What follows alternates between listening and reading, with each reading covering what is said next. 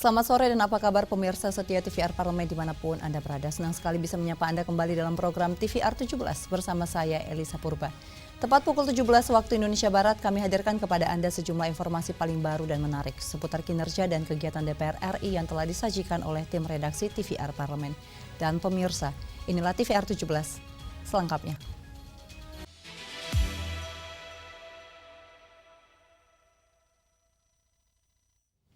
Pemirsa, terkait dinamika pengelolaan Badan Usaha Milik Daerah atau BUMD, anggota Komisi 2 DPR RI Muhammad Khozzin soroti kompleksitas regulasi yang dinilai menghambat fleksibilitas kinerja BUMD yang berpengaruh terhadap kemampuan BUMD dalam menjalankan dua fungsinya, yakni pelayanan publik dan orientasi bisnis. Dalam peninjauan dan dialog bersama jajaran pemerintah daerah Provinsi Sulawesi Selatan terkait dinamika pengelolaan Badan Usaha Milik Daerah atau BUMD, anggota Komisi 2 DPR RI Muhammad Khozzin menyoroti kompleksitas regulasi yang dinilai menghambat fleksibilitas kinerja BUMD. Khozzin menegaskan, kondisi yang dihadapi banyak BUMD saat ini merupakan bentuk institusional kompleksiti atau kompleksitas kelembagaan, di mana perusahaan daerah wajib mematuhi aturan yang ketat, sebagaimana diatur dalam PP nomor 54 tahun 2017 dan Permendagri nomor 118 tahun 2018. Karena memang kita sekarang lagi betul-betul melakukan belanja masalah secara maksimal terkait dengan persiapan RUU BUMD. Jadi satu institusi memiliki dua misi yang sebetulnya bertentangan, satu public services, yang kedua business oriented. Nah, itulah muncul aturan kalau di dalam PP Pemda 54 2017 dan Permendagri 118 2018 terkait dengan apa itu permuda, apa itu kursi roda. Benar yang disampaikan tadi, tidak bisa itu dijadikan alibi untuk penyertaan modal atau penambahan saham. Khozzin berharap masukan pemerintah daerah dan BUMD menjadi landasan kuat penyempurnaan aturan untuk menghadirkan BUMD yang lebih profesional dan berdaya saing. Komisi 2 DPR RI memastikan pembahasan RUU BUMD menjadi momentum reformasi tata kelola perusahaan daerah agar lebih adaptif, transparan, dan berorientasi pada kebutuhan rakyat. Dari Makassar, Sulawesi Selatan, Divo Rahman, TVR Parlemen melaporkan. Komisi 9 DPR RI menegaskan pemerintah perlu meningkatkan ketersediaan lapangan kerja nasional agar penempatan pekerja migran Indonesia tidak menjadi pilihan utama. Tantangan bonus demografi Indonesia makin terasa seiring belum seimbangnya ketersediaan lapangan kerja dengan meningkatnya jumlah generasi muda. Komisi 9 DPR RI menegaskan pemerintah perlu meningkatkan ketersediaan lapangan kerja nasional agar penempatan pekerja migran Indonesia tidak menjadi pilihan utama. Anggota Komisi 9 DPR RI, Nuroji, menilai ketidaksiapan industri nasional dalam penyediaan lapangan pekerjaan yang berkualitas menjadi salah satu pemicu meningkatnya minat tenaga kerja untuk bekerja di luar negeri. Menurutnya, sejumlah profesi seperti perawat dan tenaga ahli sebenarnya masih sangat dibutuhkan dalam negeri. Namun, rendahnya gaji dan terbatasnya lowongan pekerjaan membuat generasi muda lebih tertarik pada negara lain yang menawarkan pendapatan lebih tinggi. Kalau soal PMI ini jangan jadi prioritas lah. Artinya kalau selama masih ada penyerapan di lokal, kenapa harus didorong ke luar negeri gitu? Perawat ya itu di kita masih perlu banyak, tapi gajinya kecil. Nah, di Jepang gajinya besar, nah, daya tariknya lebih kuat. Generasi yang namanya kita udah masuk bonus demografi ya, banyak tenaga muda yang perlu pekerjaan. Itu tantangan kita, menyiapkan industri yang bisa menampung mereka. Nuroji menegaskan, penguatan industri nasional merupakan langkah strategis untuk memastikan generasi muda Indonesia mendapatkan ruang untuk berkembang di dalam negeri. Ia berharap pemerintah dapat mempercepat pembukaan lapangan kerja baru dan memperbaiki standar kesejahteraan pekerja. Dari Kendari, Sulawesi Tenggara, Tegar Aziz, TVR Parlemen melaporkan. Kita beralih ke Komisi 7 DPR RI pemirsa yang mendorong penguatan sinergi pembangunan di Provinsi Kalimantan Tengah untuk memetakan hambatan di sektor perindustrian, UMKM, dan pariwisata sebagai bahan pertimbangan dalam penyusunan rekomendasi kebijakan yang aktual dan responsif terhadap kebutuhan daerah. Komisi 7 DPR RI mendorong penguatan sinergi pembangunan di Provinsi Kalimantan Tengah untuk memetakan hambatan di sektor perindustrian, UMKM, dan pariwisata sebagai bahan pertimbangan dalam penyusunan rekomendasi kebijakan yang aktual dan responsif terhadap kebutuhan daerah. Dalam pertemuan bersama Wakil Gubernur, dinas terkait, serta Forkopimda Kalimantan Tengah, Wakil Ketua Komisi 7 DPR RI Evita Nursanti menyoroti berbagai tantangan dan hambatan pembangunan di Kalimantan Tengah. Ia menekankan pentingnya sinkronisasi program antara pemerintah pusat dan daerah agar bantuan yang disalurkan pemerintah pusat dapat tepat sasaran sesuai dengan kebutuhan daerah. Itu memerlukan bantuan daripada pusat. Nah sekarang kita temuin bener nih Kementerian KL yang terkait sama Pak Wagub dan jajaran tentu kepala-kepala dinasnya. Saya tadi memberi kesempatan kepada kepala-kepala dinas untuk memberikan informasi apa nih kendala-kendala permasalahan yang dimiliki, apakah itu dalam aspek pariwisata, apakah itu UMKM, ekonomi kreatif maupun perindustrian yang ada. Semua yang dilemparkan di floor lah boleh dibilang, kita sangat terbuka dan transparan. Tadi ya Pak Wagub ya, tentunya harapan saya kita menjadi catatan kita Komisi 7. Kita kan banyak panja-panja ya di Komisi 7 ya untuk memperkuat substansi daripada panja-panja kita yang ada sehingga output rekomendasi dari panja ini benar-benar aktual.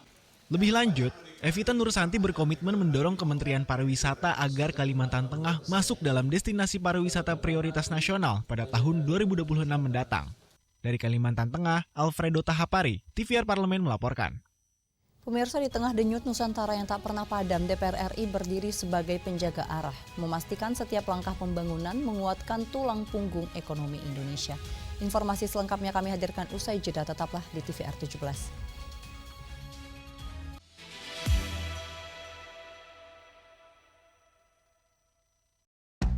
Hai, sekarang kamu bisa menyaksikan program-program TVR Parlemen di First Media, channel 18 ya. Gimana sih undang-undang penyiaran? Pertanyaannya adalah persaingan dengan platform-platform digital. Saya baru di Komisi 1 tahun 2017, ya kan. Di situ undang-undang penyiaran pas lagi hangat-hangatnya dibahas, revisinya ya. Tapi revisinya isu yang waktu itu terjadi adalah masalah isu siapa yang akan menggunakan frekuensi yang ditinggalkan dari analog, ya kan? Nah hari ini baru kita bicara nih mengenai ketidakseimbangan dalam ekosistem penyiaran. Dalam undang-undang penyiaran yang sudah ada, itu amanatnya adalah ada aturan-aturan mengenai bagaimana siaran itu. Termasuk di sana ada P3SPS diatur, ada KPI sebagai pengawasnya. Bukan hanya kita saja, negara-negara Eropa yang kita bilang negara maju gitu ya, mereka punya aturan yang mereka sebut dengan Code of Conduct, sama panduan perilaku. Jadi semua yang menjadikan audiovisual dia menjadi subjek dari undang-undang penyiaran ini.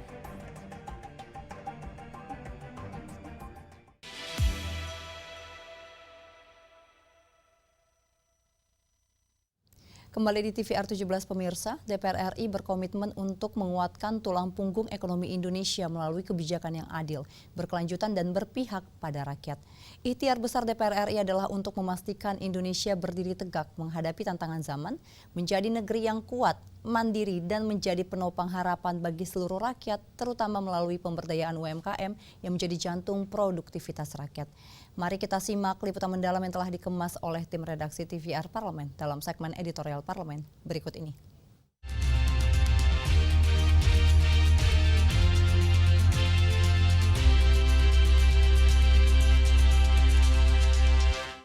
Usaha mikro kecil dan menengah yang terdiri dari toko kelontong, warung makan, bengkel motor, hingga usaha pertanian dan perikanan acap kali disebut sebagai tulang punggung ekonomi Indonesia. Sektor usaha mikro kecil dan menengah atau UMKM itu tercatat sebagai penyumbang terbesar terhadap pendapatan domestik bruto atau PDB. Dalam dokumen IMF Country Report 2024, sektor UMKM yang berjumlah 64 juta berkontribusi sebesar 60% untuk PDB Indonesia. Persentase itu menggambarkan putaran uang di lingkup UMKM yang menembus angka fantastis sekitar 13.000 triliun rupiah. Sayangnya, kedikdayaan UMKM dalam ekonomi belum sepenuhnya mendapat karpet merah dari pemerintah. Kebutuhan kredit ringan bagi pengembangan usaha UMKM dirasakan masih bertepuk sebelah tangan. Salah satu indikasi adalah meningkatnya minat pelaku usaha terhadap pinjaman online atau pinjol dibandingkan kredit usaha rakyat atau KUR. Berdasarkan data Otoritas Jasa Keuangan, lebih dari 15 juta peminjam yang sebagian di antaranya UMKM memilih untuk menggunakan pinjol. Angka pinjamannya secara total mencapai 87,61 triliun rupiah. Kemudahan akses pinjol menjadi daya tarik UMKM meski tinggi resiko dan beban bunganya berat. Badan Akuntabilitas Keuangan DPR RI menilai kondisi ini menjadi tantangan pemerintah untuk menciptakan penyederhanaan akses terhadap KUR. Karena kemudahan pinjol ini terhadap akses kreditnya, akhirnya KUR mulai kurang peminat dalam tanda kutip ya. Nah, di situ kami BAKN DPR hadir untuk memastikan betul bahwa tata kelola atas kredit KUR ini, terutama di Permenko-nya, terutama di sistem Kementerian Keuangannya harus tepat. Karena jangan sampai masyarakat yang sedang berusaha, sedang merintis, pinjam dipinjol dengan bunga yang super, kalau dikasih korporasi aja mungkin nggak mau, para pelaku bisnis korporasi. Apalagi masyarakat kecil yang mereka ibarat sedang merintis, sedang tumbuh.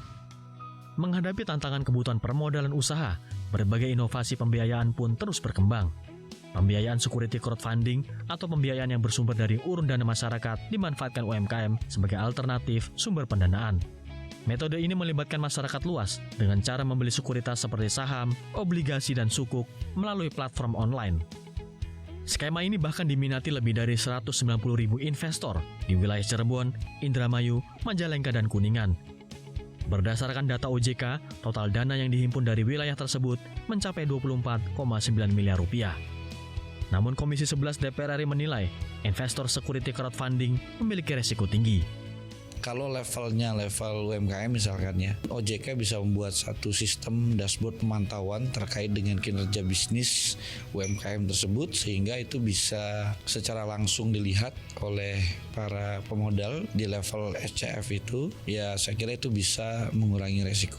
Jadi SCF itu potensial untuk UMKM gitu, tetapi risiko gagal bayarnya juga tinggi gitu ya. Makanya ini perlu tingkat survival UMKM SCF di daerah itu saya kira juga perlu datanya diperbaiki. Kemudian OJK perlu juga untuk mendorong bank-bank daerah itu ikut membiayai UMKM, dan memang kan sudah ada dorongan gitu ya dari pemerintah untuk lebih merhatikan UMKM.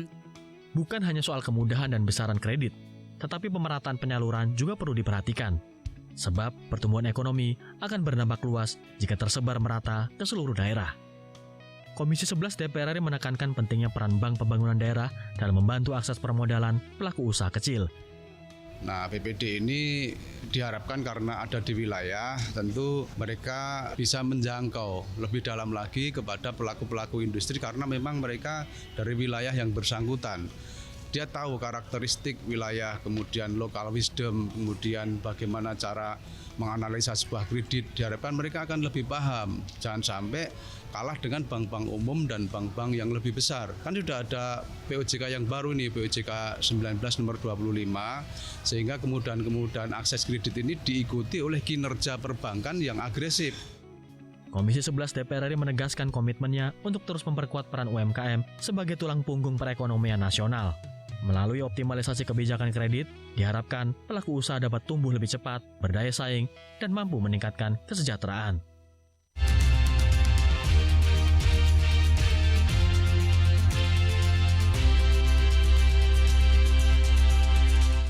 Pemirsa, alih fungsi hutan di kawasan Taman Nasional Tesonilo, Provinsi Riau semakin mengkhawatirkan. Tergerus aktivitas ilegal yang mengancam keanekaragaman hayati serta meningkatkan resiko kerusakan lingkungan dan konflik sosial. Informasi selengkapnya usai jeda, tetaplah di TVR 17.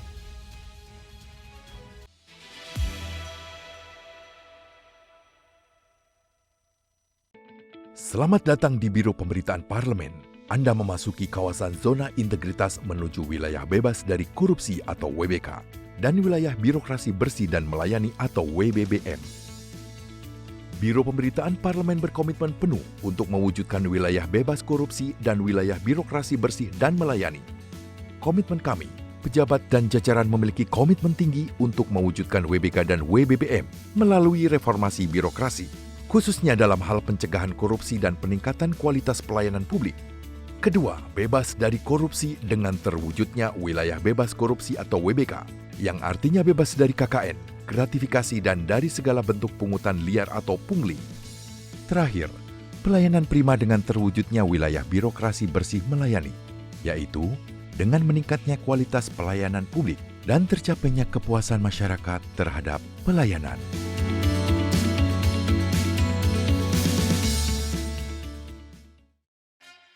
Yuk kita kenalan dengan anggota DPR RI periode tahun ini. Dari depan kursi, di balik kursi, gini, di balik kursi. Aku ingin menjadi sesuatu yang mungkin bisa kau rindu. Acap kahiji, rukun sakabena, gitulah pokok nama.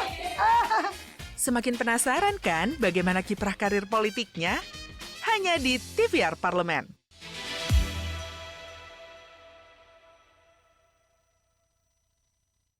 Kembali di TVR 17, pemirsa Komisi 4 DPR RI menilai kondisi mengkhawatirkan kawasan Taman Nasional Tesonilo Provinsi Riau harus diusut tuntas, termasuk menelusuri faktor dan celah hukum yang ada.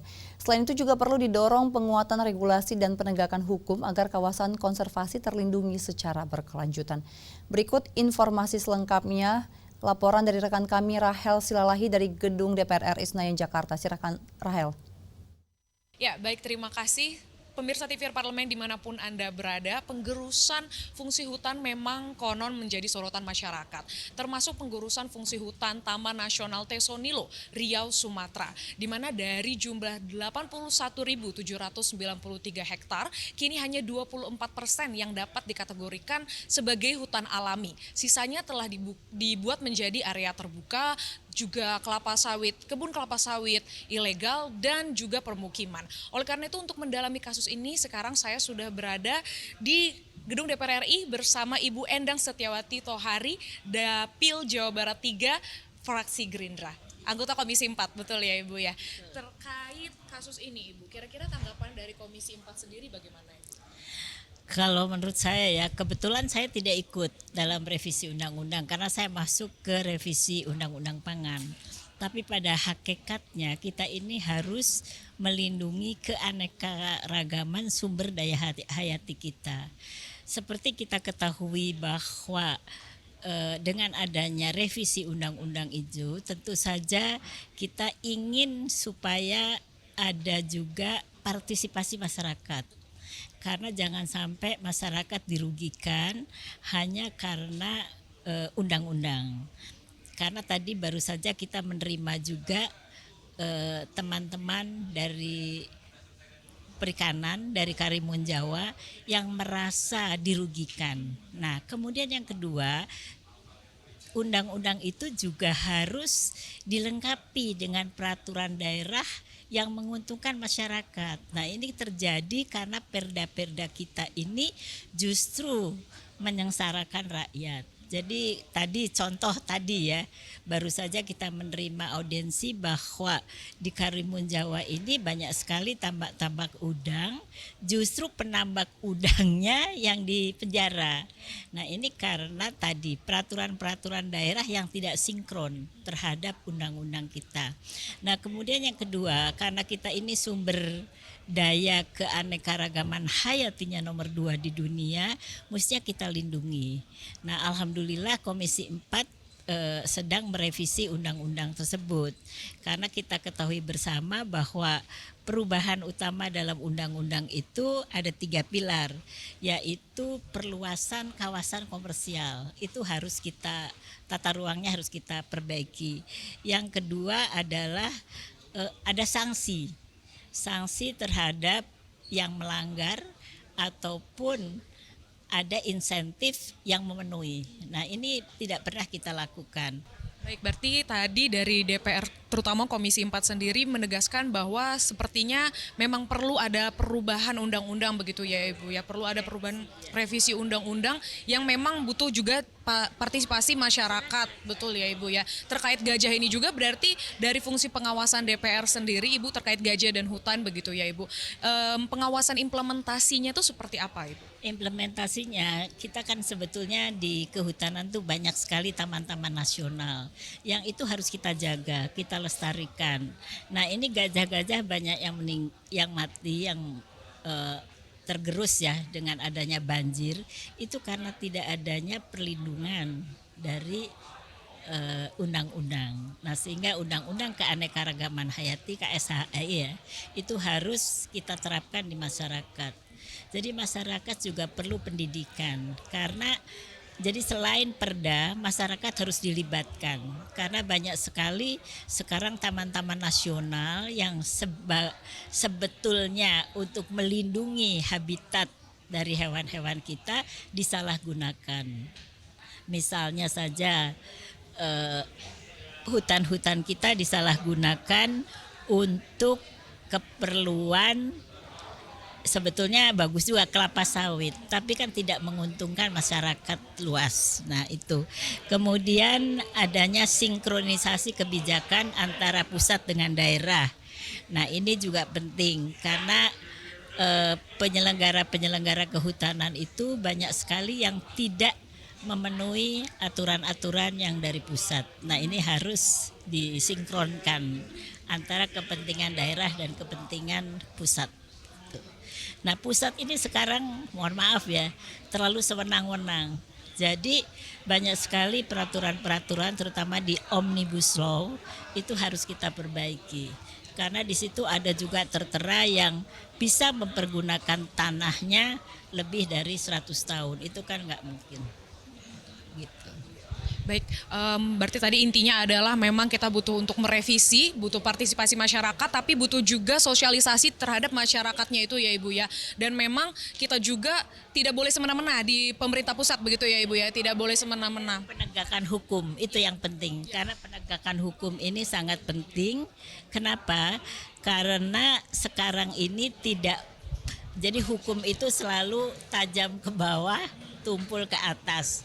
Nah sekarang dengan adanya Pak Prabowo jadi presiden, alhamdulillah banyak sekali peraturan-peraturan atau undang-undang yang mengangkat masyarakat terlindungi untuk kesejahteraan masyarakat. Nah juga peraturan-peraturan dari pusat itu tidak hanya sanksi itu membayar denda, tapi harus ada hukum fisik badan supaya jera. Nah, unsur kejeraan ini juga harus dilakukan begitu. Terima kasih Ibu. Berikut pemirsa TVR Parlemen yang bisa saya laporkan. Terima kasih. Terima kasih rekan Rahel dan selanjutnya pemirsa apa saja yang menjadi sorotan di media online nasional pada hari ini. Usai jeda tetaplah di TVR 17.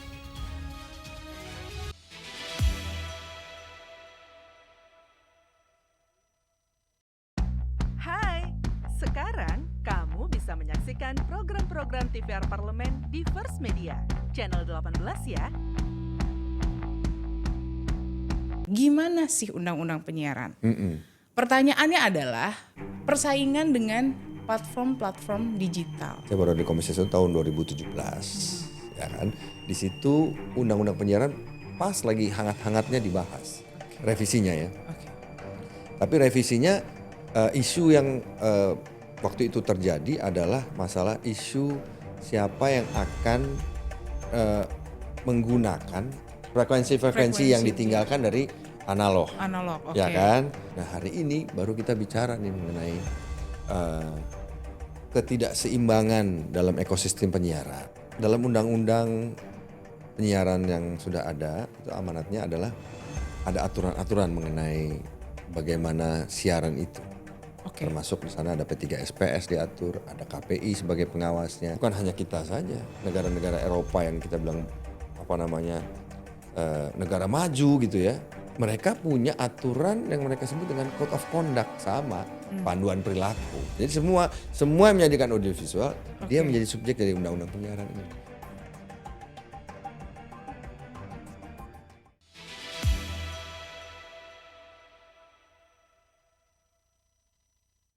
Kembali di TVR 17 dan pemirsa, kali ini kita masuk ke segmen media online nasional. Mari kita simak isu apa saja yang menjadi sorotan media serta tanggapan dari sejumlah anggota dewan. Bersama rekan kami, Vincent Aldi.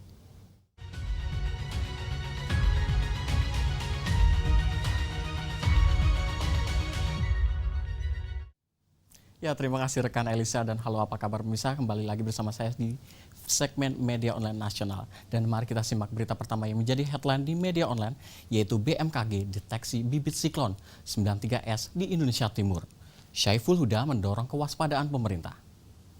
Kita akan lihat pemirsa di layar kaca Anda, beberapa media yang terbit pada hari ini menyoroti terkait dengan Badan Meteorologi, Klimatologi, dan Geofisika yang mendeteksi kemunculan bibit siklon tropis di wilayah Indonesia Timur yang berpotensi memicu cuaca ekstrim, mulai dari hujan lebat, angin kencang, hingga gelombang yang tinggi. Terkait hal ini, Wakil Ketua Komisi 5 DPR RI Syaiful Huda menegaskan pentingnya kesiapsiagaan dari pemerintah sejak dini guna mengurangi resiko terhadap keselamatan masyarakat, khususnya di daerah pesisir dan juga wilayah yang rawan bencana. Dan informasi BMKG harus menjadi dasar pengambilan keputusan yang tentunya cepat dan terkoordinasi lintas kementerian serta pemerintah daerah. Pemerintah didorong untuk memperkuat sistem peringatan dini, memastikan kesiapan infrastruktur kebencanaan, serta melakukan sosialisasi masif kepada masyarakat agar tidak abai terhadap potensi ancaman. Langkah preventif yang terukur dan komunikasi publik yang jelas merupakan kunci untuk melindungi warga dan aktivitas ekonomi di kawasan terdampak. Negara harus hadir dengan respon yang sigap, berbasis data, dan berorientasi pada keselamatan rakyat. Dan kita akan beralih pemirsa ke berita selanjutnya yang menjadi headline di media online, yaitu terkait dengan Syaifuddin yang mendukung pembentukan Satgas Rehabilitasi dan Rekonstruksi Pasca Bencana Sumatera. Pemirsa dapat kembali menyaksikan layar kaca Anda pemirsa, di mana beberapa media yang menyoroti terkait anggota DPR RI Syaifuddin yang menyatakan dukungannya terhadap pembentukan Satuan Tugas Rehabilitasi dan Rekonstruksi Pasca Bencana di wilayah Sumatera. Kehadiran Satgas yang terkoordinasi di lintas sektor menjadi langkah strategis dalam memastikan proses pemulihan pasca bencana berjalan cepat, terarah, dan berkeadilan bagi masyarakat terdampak.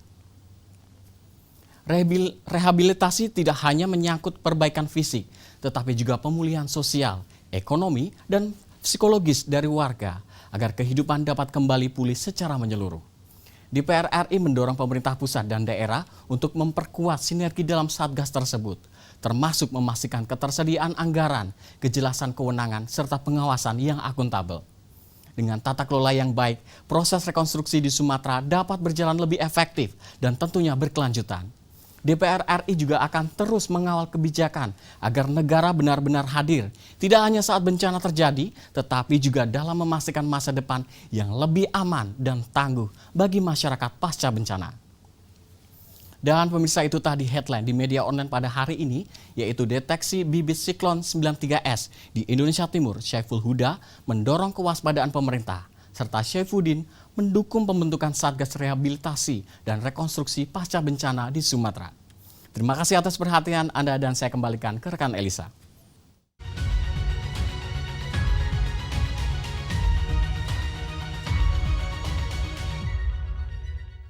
Terima kasih rekan Vincent yang telah menyampaikan sejumlah update sorotan dari media online nasional pada hari ini. Dan pemirsa, segmen media online tadi sekaligus menutup jumpa kita di TVR 17 edisi sore hari ini. Saya Elisa Purba beserta seluruh kru TVR Parlemen yang bertugas mengucapkan terima kasih dan pamit undur diri dari hadapan Anda. TVR Parlemen, referensi Indonesia.